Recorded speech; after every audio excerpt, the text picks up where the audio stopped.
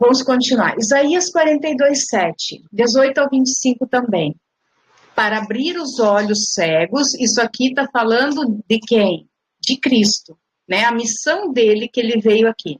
Abrir os olhos cegos, tirar os prisioneiros da prisão, aqueles que se assentam na escuridão. Eu falei lá no princípio, o que é um cativeiro? Eu coloquei lá, né?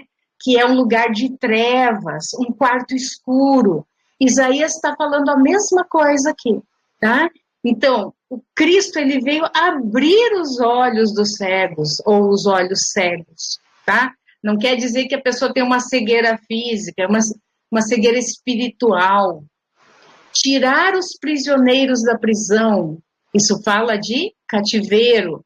Aqueles que se assentam na escuridão, neste quarto escuro, para fora do cárcere. Então, a vontade de Deus é que nós estejamos livres.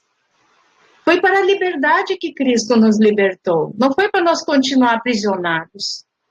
Aprisionados nós estávamos antes de Cristo entrar na nossa vida. Agora, nós temos que buscar, né, o que está me aprisionando. Porque, ao contrário do que a religiosidade fala, isso não é uma varinha mágica que vai bater lá e tudo está realizado. Não, nós temos que conquistar. Amém? Ouvi vós surdos e olhai vós cegos, para que possais ver. Quem é cego, exceto meu servo? Aqui, essa palavra servo está falando de Israel, tá? Então, está falando que Israel, cego. Ou surdo, como meu mensageiro que eu envio. Quem é cego como ele que é perfeito, e cego como servo do Senhor? Vendo muitas coisas, porém, tu não observas. Abrindo os ouvidos, porém, ele não ouve. O Senhor está bastante satisfeito por seu amor à justiça. Ele engrandecerá a lei, a Torá, e a fará ser honrada. Porém, este é um povo despojado e saqueado. Tá? Então, o inimigo, a única coisa que ele quer é nos despojar e nos saquear. Ele veio para roubar, matar e destruir. Não há nada melhor do que isso. Não espere, tá? É disso para pior. Eles estão todos eles capturados em covas, eles estão escondidos em cárceres. Lembra lá em Gideão, que nós falamos a semana passada? Aonde que eles estavam escondidos? Dos midianitas? Em cavernas. No meio das pedras lá, eles estavam escondidos dos midianitas, que estavam despojando e saqueando a eles. Toda a produção que eles faziam, tudo que eles plantavam, tudo que eles faziam, os midianitas iam lá, não era, às vezes, nem para consumir, era para destruir. Pelo simples prazer de destruir, de ver Israel debaixo dos seus pés. Sendo que Cristo disse que nós temos autoridade para pisar em cobras, serpentes e escorpiões, e não sermos pisados por cobras, serpentes e escorpiões.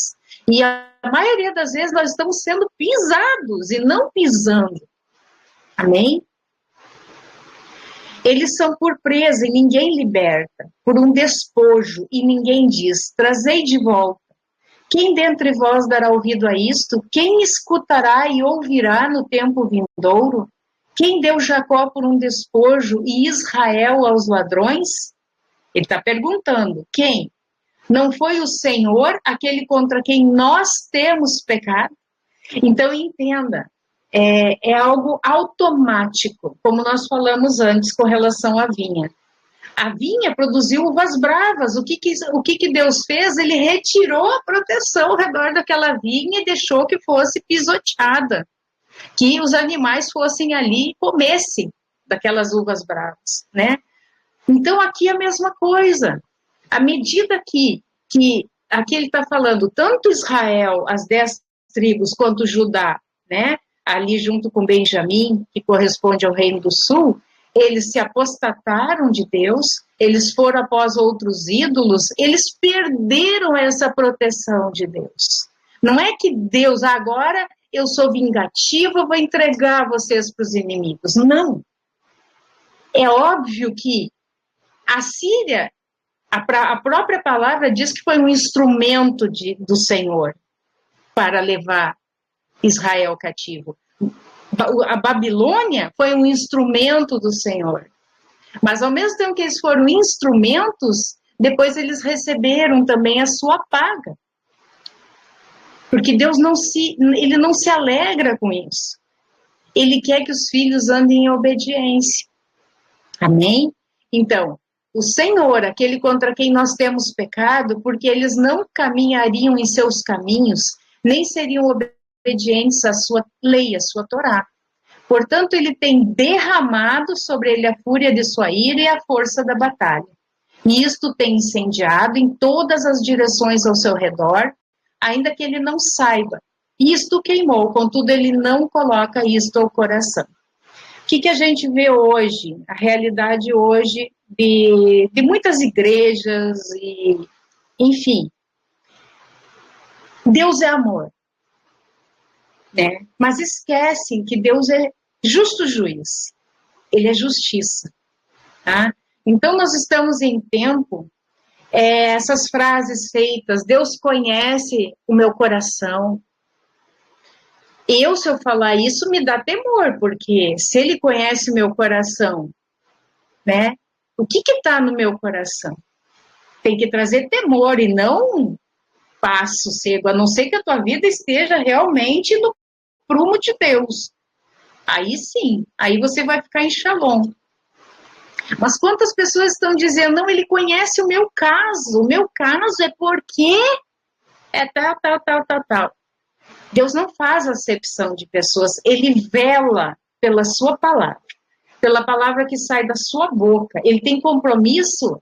Muitas vezes você vai ler a Bíblia e ele vai dizer, por causa do meu nome, por causa do nome do Altíssimo, Yud-He-Vav-He. Então, ele não pode ser aquele pai que favorita filhos, ou que faz vista grossa, sabe? O filho está fazendo tudo errado, mas o pai sabe, tipo, não, gente, está tudo bem, está tudo certo. Não. Talvez o teu pai foi assim, que fez vistas grossas, as coisas erradas que você fez. Mas o Eterno, ele é justo juiz. Ele não pode fazer vistas grossas. Ele tem que aplicar a sua justiça. Amém?